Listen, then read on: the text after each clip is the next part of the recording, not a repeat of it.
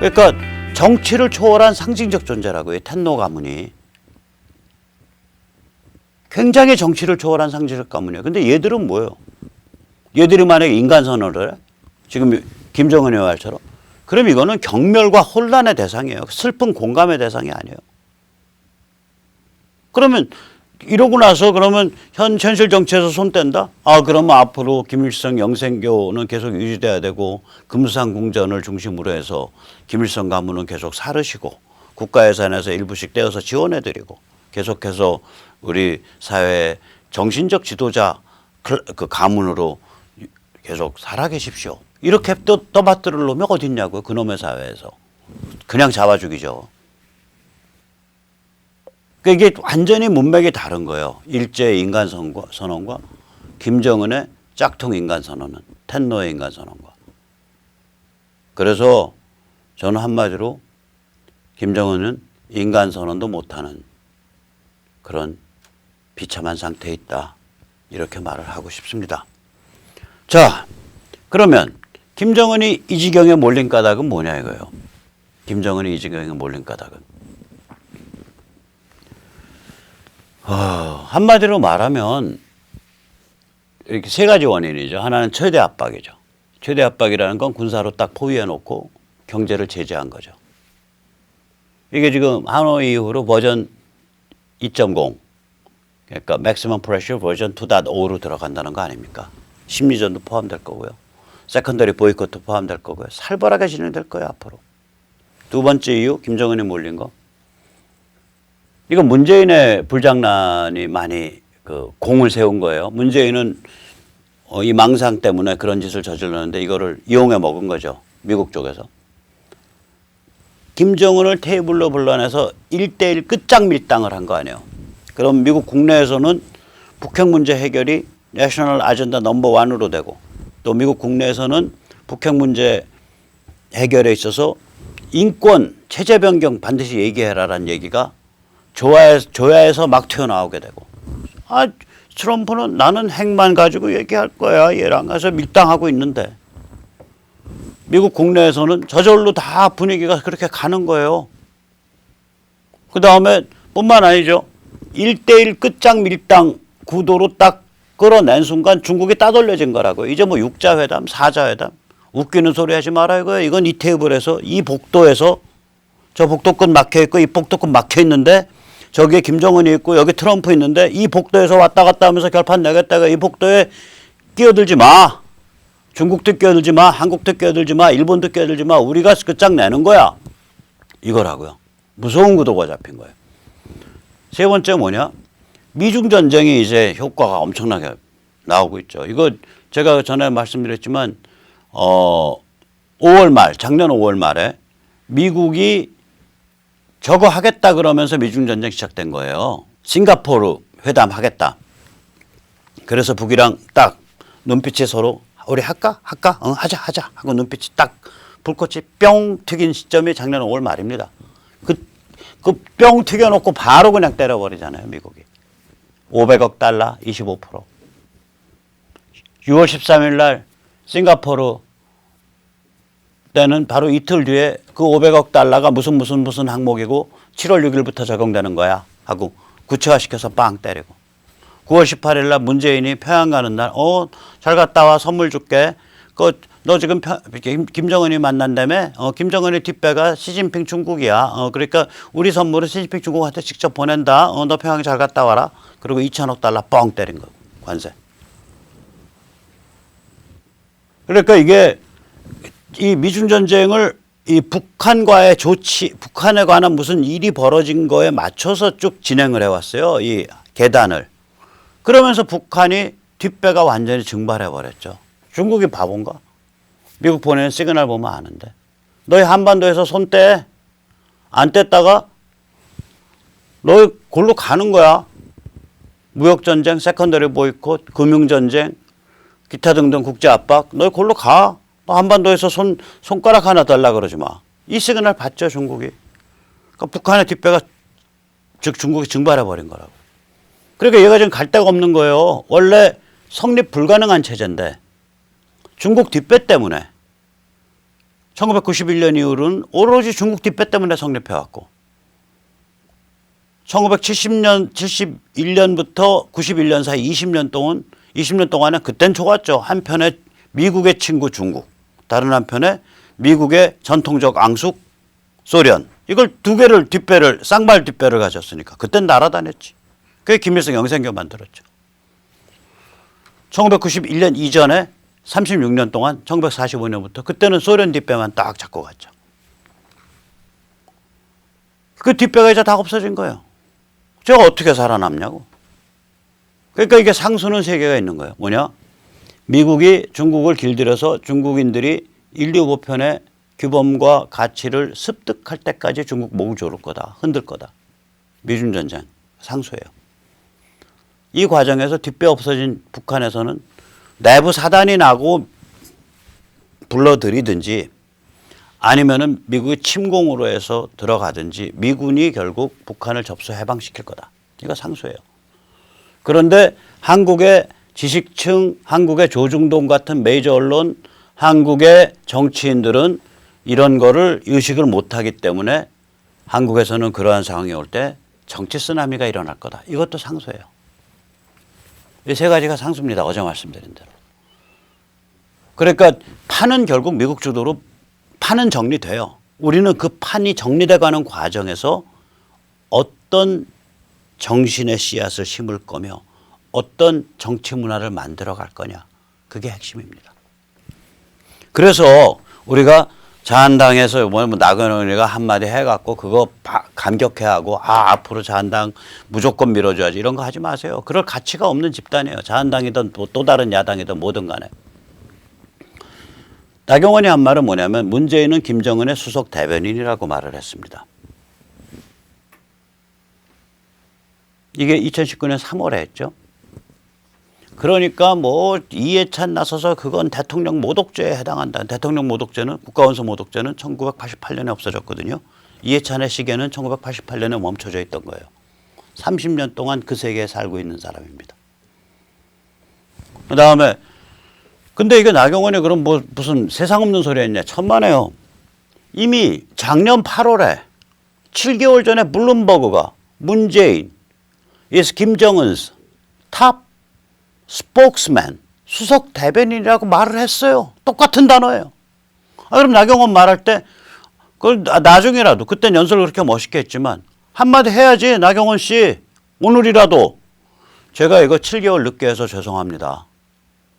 이미 블룸버그와 같은 세계적 언론은 작년 8월부터 문재인을 김정은의 수석 대변인이라고 불렀습니다. 이해찬 씨는 그러면 블룸버그도 국가원수 모독죄로 처벌하시려고 추진하시나요? 블룸버그 통신원을 한국에서 추방하실 건가요? 저는 용기가 부족해서 7개월 늦게 뒷북친 사람이 지나지 않습니다. 이러고 얘기를 해야지. 나경원 씨. 여기 나와서 7개월 늦게 뒷북쳐놓고서 뭐 잘났다고 이러고서 폼 잡어. 당신 그래도 우리 당신 안 믿어. 안 믿는 거 다 왜 안 믿는지 얘기해 줄게. 자, 고든창은 작년 11월에 더 황당한 얘기 하잖아요. 이거 뭐 저는 뭐 반드시 찬성하는 건 아니지만 이거 얘기해. 고든창이 이랬다고. 문재인이 간첩이든 아니든 간첩과 다름없이 취급해야 된다. 지금 보셨지만 CPEC, 그러니까 미국의 공화당을 뒤에서 움직이는 미국 보수연맹의 이사예요. 핵심 이사 중에 하나예요. 고든창이. 고든창 그렇게 얘기해 버리잖아요. 나경원이요. 2016년 11월에 뭐라 그럴게요? 사드 배치하고 한편으로 박근혜 대통령 사드 배치 결정 직후고요. 다른 한편으로는 그때 막 그 탄핵 불길 붙을 때예요. 그때 나경원이 박근혜가 안보 불안의 근본 원인입니다. 이러고서 사드 배치 반대한다는 김부겸, 그다음에 조동영, 조배숙 등과 함께 이렇게 나란히 기세 등등하게 미국으로 출근해서 헛발질하다 왔잖아. 나경원 믿으면 안 돼요. 이번에 뭐 우리 그래도 입맛에 맞는 말 좀 해줬다고? 오케이. 너 잘했다. 잘했다 하고 초등학교 버르장머리 없는 초등학교 1학년생이 맨날 사고만 치다가 한번 괜찮은 짓 한 거 이렇게 그 용기 주는 그 정도 제스처면 충분해요.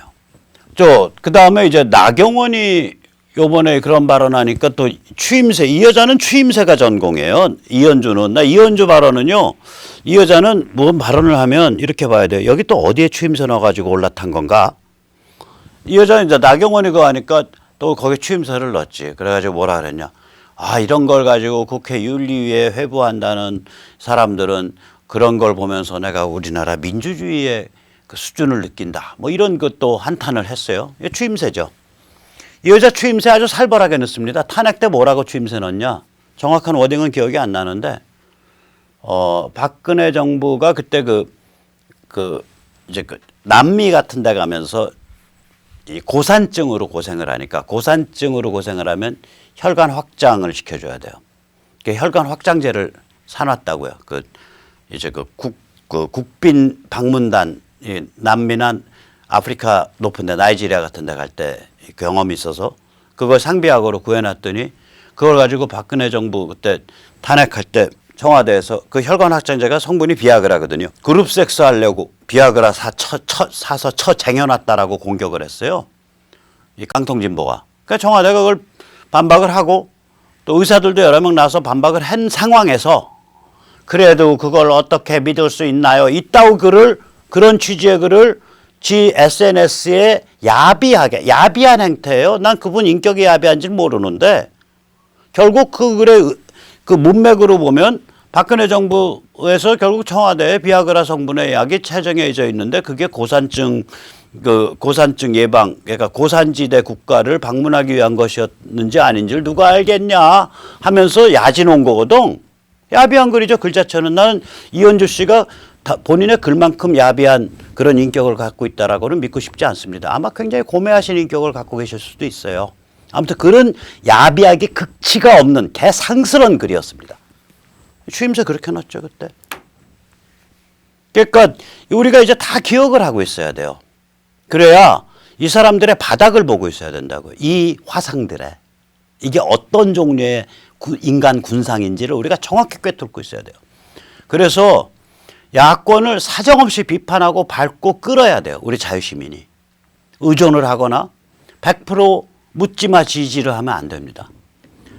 저는 우리나라의 정치 지도자라는 게 폭돌 리더의 기회주의자일 뿐이라고 생각을 합니다. 야권의 정치인들이라는 게.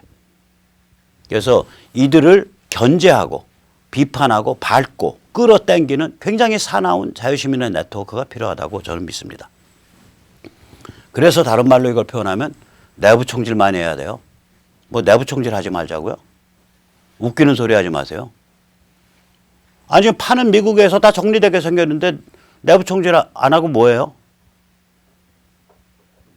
야권 국회의원의 본질은 폭도 리더 및 또는 기회주의 및 또는 보신주의에 지나지 않습니다. 리더가 아니에요 이게. 그들에게 기대할 수 없는 5가지가 있어요. 첫째, 교양이 없어요.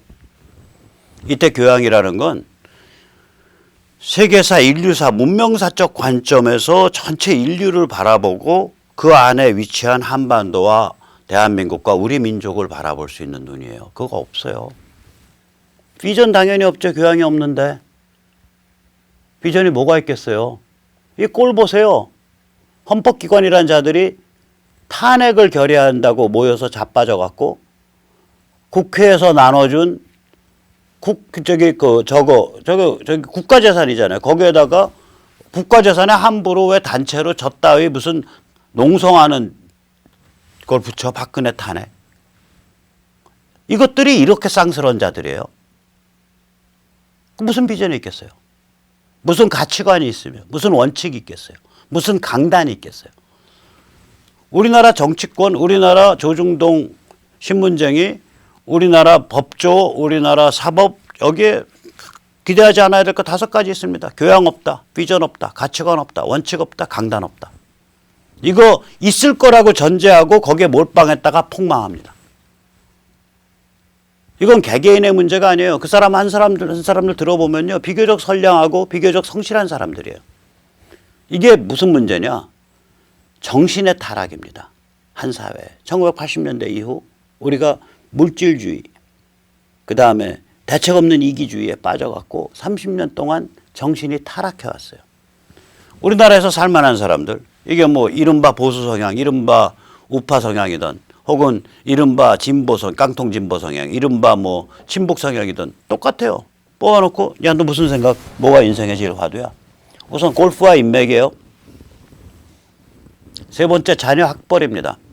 기본적으로 어렸을 때부터 미국의 프랩스쿨, 아주 비싼 사립학교 1년에 뭐 학비만 4, 5만 불 내고 체제비랑 왔다 갔다 서포팅 비용하면 10만 불 퍽 넘어가는, 이 어렸을 때부터 그런 애들을 그렇게 해서 애들을 명문대에 보내야겠다, 아이비에 보내야겠다.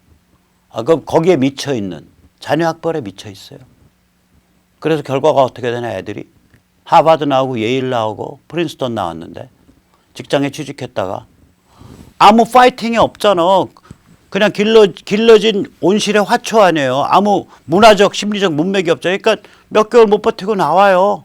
연방정부 괜찮은 자리 취직했다가 한 두어 번 그렇게 하고 나면은 나이가 이제 PhD 한 다음에 나이 한 두어 번 그렇게 직장 돌고 나면 나이가 30대 후반이에요. 그 다음부터는 룸펜이야.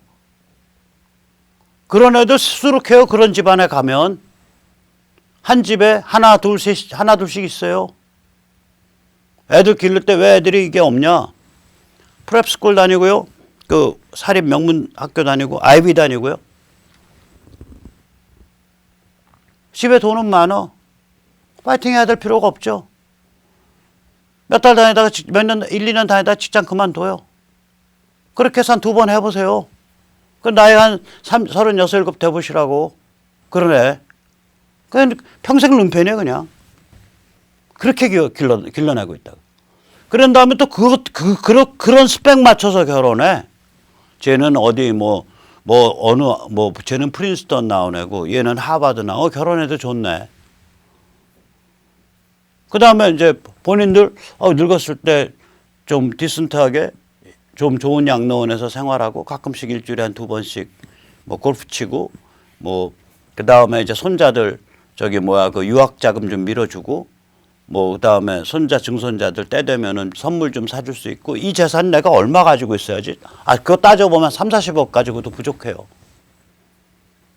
그 다음에 애들이 룸펜인데 그러면 내가 죽기 전에 쟤들한테 입에 한 50억씩은 물려줘야지. 그러니까 무슨 뭐 사회의 정의, 뭐 공익, 원칙을 생각할 여유가 없어요. 돈을, 개인 재산을 1, 200억을 모아놔도 그게 충분한 재산이 아닌 거야. 이 사람들 입장에선. 이런 사람들이요. 여기 국회의원이라고 하는 자들, 잘 나간다는 법조인들, 잘 나간다는 법조 회사의 파트너 변호사들, 뒤로 무시무시한 영향력을 발휘할 수 있죠, 커넥션이.